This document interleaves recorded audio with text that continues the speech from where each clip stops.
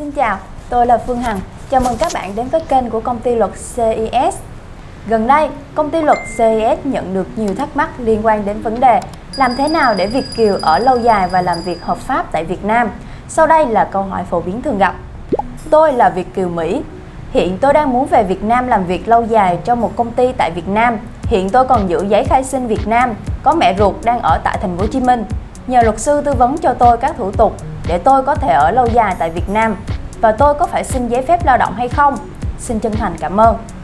Việt kiều là thuật ngữ để chỉ người Việt Nam cư trú, sinh sống lâu dài ở nước ngoài.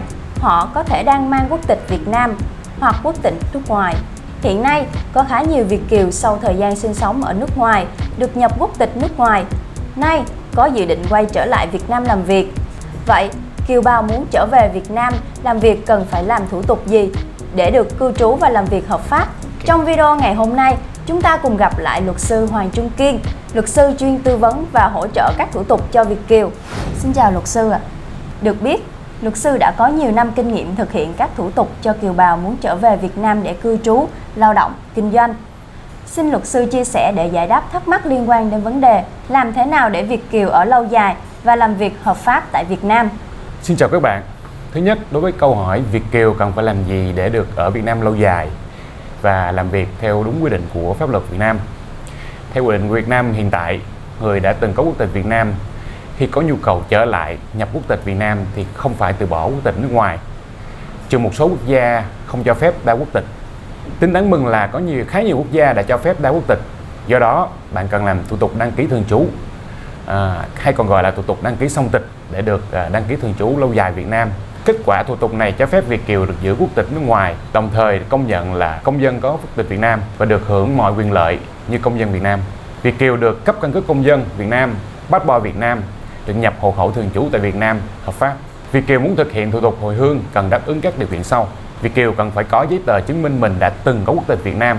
Việt kiều phải có giấy tờ chứng minh mình có chỗ ở hợp pháp tại Việt Nam, hoặc có người cam kết bảo lãnh cho Việt kiều được nhập hộ khẩu và ở tại nhà mình.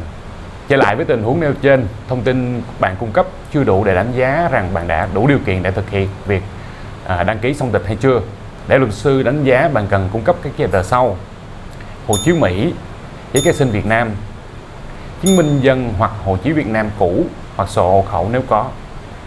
Và thông tin về người bảo lãnh là mẹ ruột của bạn gồm chứng minh nhân dân, căn cước công dân, hộ khẩu người bảo lãnh, giấy tờ nhà đất của người bảo lãnh nơi Việt kiều sẽ đăng ký thường trú. Bạn có thể xem thêm video đăng ký song tịch, đăng ký thường trú cho Việt kiều mà tôi chia sẻ trước đó. Thứ hai, đối với câu hỏi Việt kiều có phải xin giấy phép lao động khi về Việt Nam làm việc hay không? Như tôi vừa nói, nếu Việt kiều đáp ứng đủ điều kiện để thực hiện thủ tục đăng ký song tịch, Việt kiều được xem như là một công dân Việt Nam, được làm việc tại Việt Nam mà không cần phải xin giấy phép lao động. Ngược lại, nếu Việt kiều không đủ điều kiện thực hiện thủ tục đăng ký song tịch, hồi hương, trường hợp này Việt kiều cần phải xin giấy phép lao động để làm việc hợp pháp tại Việt Nam. Về thủ tục xin cấp giấy phép lao động thì nguyên tắc tất cả người lao động nước ngoài làm việc tại Việt Nam đều phải có giấy phép lao động. Trừ một số trường hợp đặc biệt, bạn có thể xem lại video tư vấn về thủ tục xin giấy phép lao động mà công ty luật đã đăng tải. Xin cảm ơn luật sư rất nhiều về những chia sẻ rất chi tiết và hữu ích. Chúng ta sẽ gặp lại nhau trong các video khác xoay quanh vấn đề liên quan đến Việt kiều như đứng tên nhà đất, kinh doanh đầu tư, thừa kế, kết hôn. Chúng tôi cũng xin tạm dừng chủ đề này ở đây. Nếu có bất cứ thắc mắc gì liên quan đến việc đăng ký để Việt kiều thường trú lâu dài cũng như là làm việc tại Việt Nam, các bạn có thể liên hệ với chúng tôi để được hỗ trợ nhé. Nếu thấy video này hữu ích, các bạn hãy like, share và đăng ký kênh để tiếp tục theo dõi những giải đáp pháp lý khác. Xin chào và hẹn gặp lại. Nếu bạn là Việt kiều đang sinh sống ở nước ngoài, bạn có thể đăng ký song tịch để có thêm quốc tịch Việt Nam, thuận lợi cho việc đầu tư, sở hữu bất động sản, kinh doanh, làm việc tại Việt Nam. Hãy liên hệ với chúng tôi để được tư vấn nếu bạn quan tâm.